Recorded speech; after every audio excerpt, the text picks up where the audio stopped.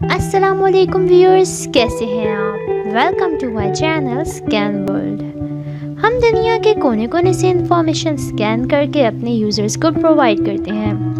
تو آج میں آپ کے لیے لائی ہوں ایک بہت زبردست ویڈیو جس میں ہم بات کریں گے گرم موسم کی اور گرم موسم میں ہو جانے والے گرمی دانوں کی، جو بچوں اور بڑوں دونوں کو بہت پریشان کرتے ہیں۔ چلیں اب ویڈیو کو اسٹارٹ کرتے ہیں۔ قدرت کی انگنت نعمتوں میں سے ایک بڑی نعمت بچے ہیں۔ یہ قدرت کا وہ بیش قیمت اور انمول عطیہ ہیں جن کے دم سے ہماری زندگیاں مسکراتی ہیں۔ بچے پھولوں کی مانند نازک ہوتے ہیں۔ جس طرح پھولوں کے صحیح طریقے سے نشو و نما نہ کی جائے تو وہ مرجھانے لگتے ہیں، اسی طرح بچے بھی مسلسل نگہداشت اور توجہ کے طلب ہوتے ہیں۔ بچے سب کو ہی اچھے لگتے ہیں، لیکن بچے اپنے والدین کی تو آنکھ کا تارا ہوتے ہیں۔ والدین جس طرح اپنے بچوں کی دیکھ بھال کر سکتے ہیں، کوئی اور نہیں کر سکتا۔ موسم گرما آتے ہی مائیں اپنے بچوں کو موسم کی شدت سے بچانے کے لیے مناسب ملبوسات، مختلف ہیئر پاؤڈر، کریمیں اور دیگر ضروری چیزوں کا انتظام کرتی ہیں۔ بچوں کو اب صاف ستھرا کیسے رکھے؟ گرمیوں میں بچوں کو روزانہ نہلانا چاہیے۔ اگر بچوں کو گرمی دانے نکل آئیں تو پھر نہلانا اور بھی زیادہ ضروری ہے۔ گرمی دانوں کو انگریزی میں پرکلی ہیٹ کہا جاتا ہے، اور ٹھیک ہی کہا جاتا ہے۔ پرکلی یعنی کاٹنا یا کاٹنے چبھونا، اور واقعی جسم پر گرمی دانے نکل آئیں تو ایسا لگتا ہے کہ جسم پر کانٹے آ گئے ہوں یا کانٹے چبھوئے جا رہے ہیں۔ بچے ایسی صورتحال میں بہت زیادہ گھبراہٹ کا مظاہرہ کرتے ہیں اور چڑچڑے بھی ہو جاتے ہیں، کیونکہ ان دانوں میں شاید خارش ہوتی ہے۔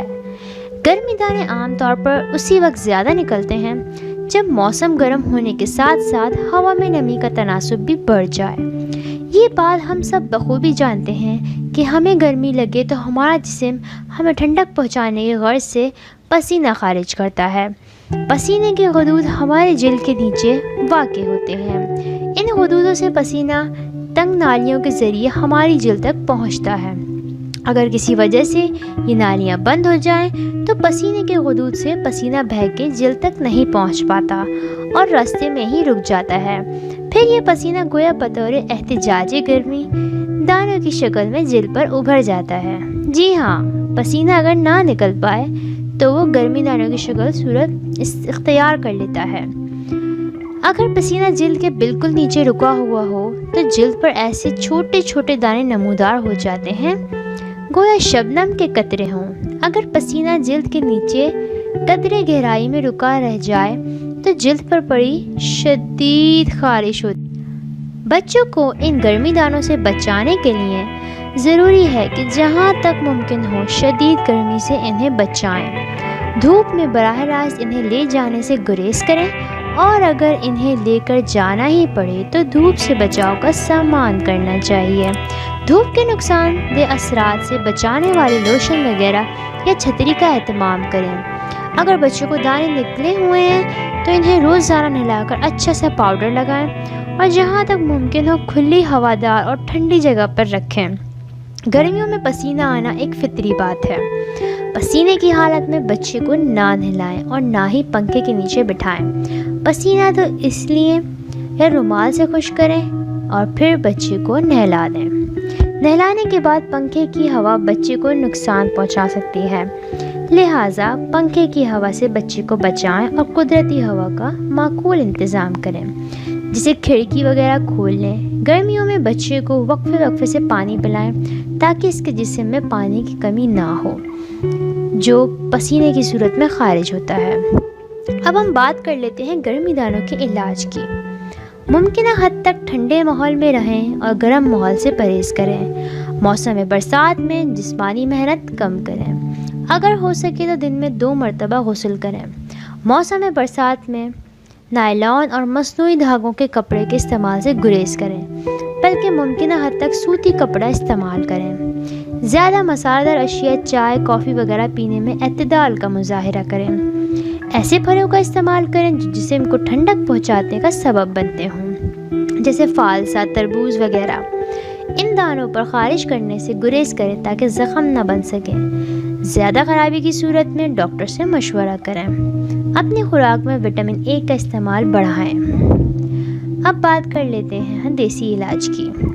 انسانی جلد بڑی حساس ہوتی ہے، موسمی اثرات کا اس پر بہت اثر پڑتا ہے۔ مستقل پسینے کی وجہ سے جلد پر باریک باریک دانے نکل آتے ہیں جو ہربل بے چین رکھتے ہیں۔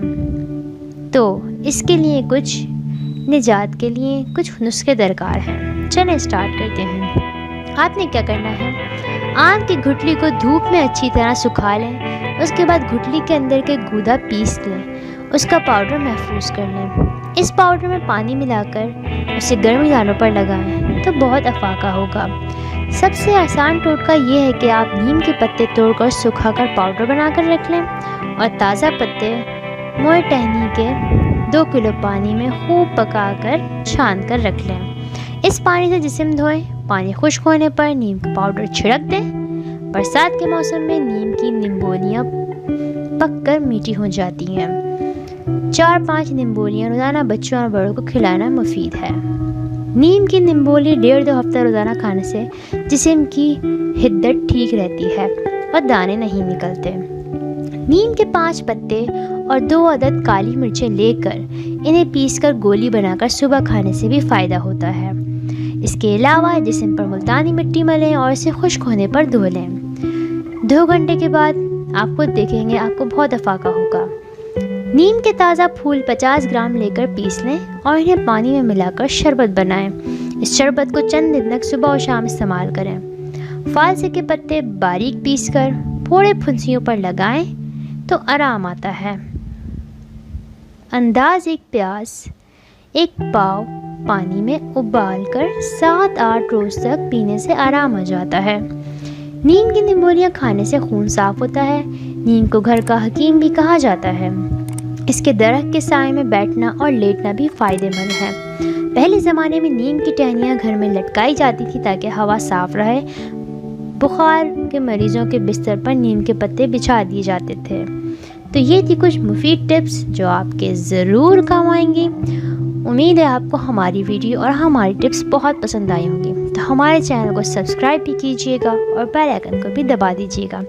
ایسی مزید انفارمیٹیو ویڈیو کے ساتھ ملتے ہیں ایک نئی ویڈیو میں۔